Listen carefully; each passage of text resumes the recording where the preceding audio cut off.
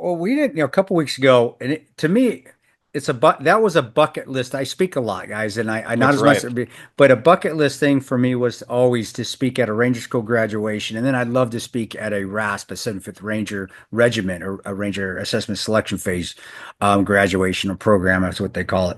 And I got to speak at a Ranger School graduation, and Yeah. man, to me that was such an honor, I wish I could have talked more, but just watching and going and being at Victory Pond and watching it's some similar to the same graduations they've done over and over the stuff they do, but and watching the RIs still, the Ranger instructors, and how much they still take their job seriously, and how being an outsider, not a student, where you graduate, you just want to get the hell out of there because you've been being miserable for 3 months, and watching it now as a spectator and then being able to be a part of it. Man, I was super humbled, just incredibly humbled, and watching the RIs prepare, how they prepare the young Rangers again, it's amazing. I have so much respect for the Ranger instructors and the guys that go through, and being able to be that old guy that the young guys want to come up to. When I was that young guy coming up to the old guy that had seen a little bit of combat, and wanting to pick his brain, and now being that guy where I'm the old Yeah. guy, they're coming to pick in my brain. It was a little bit surreal because I didn't think I would ever be that guy.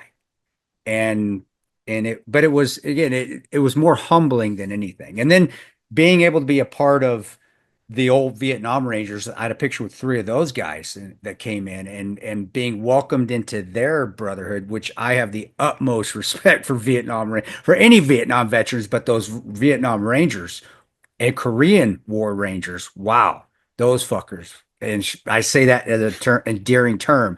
Those guys are unbelievable badasses. And being for them to come and just welcome me in, man, I don't have, I'm usually not at a loss for words than I am, because it doesn't get any better than that, for at least for me, and being part of that Ranger brotherhood, and then just being be at Fort Benning again. I felt like I was home. I haven't felt home in a long time, and I just felt like I was home.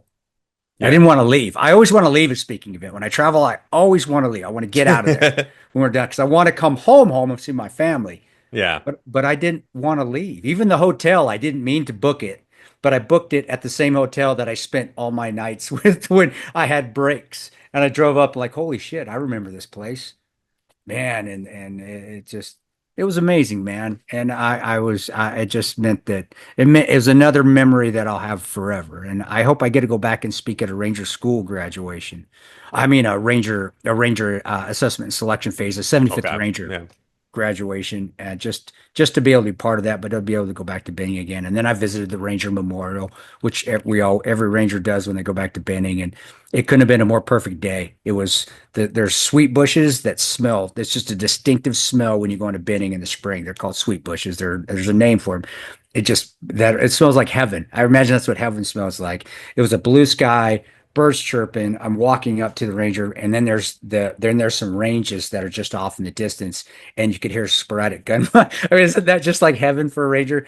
Beautiful day, blue skies, sweet smell in the air, birds chirping, and then there's some gunfire in the distance. And it was, man, it couldn't have gotten any better, man. It's like It that really, picture of you meditating, but you also have a yeah, gun on you. exactly.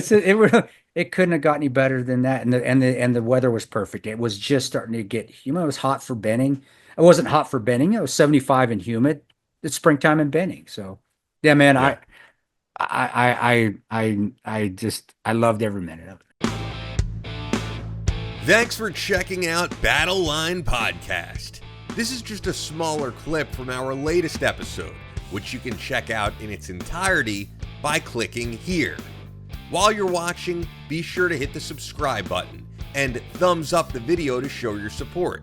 Now, if you'd really like to help us out, click the thanks button below to make a donation. It goes directly to us in keeping Battle Line Podcast going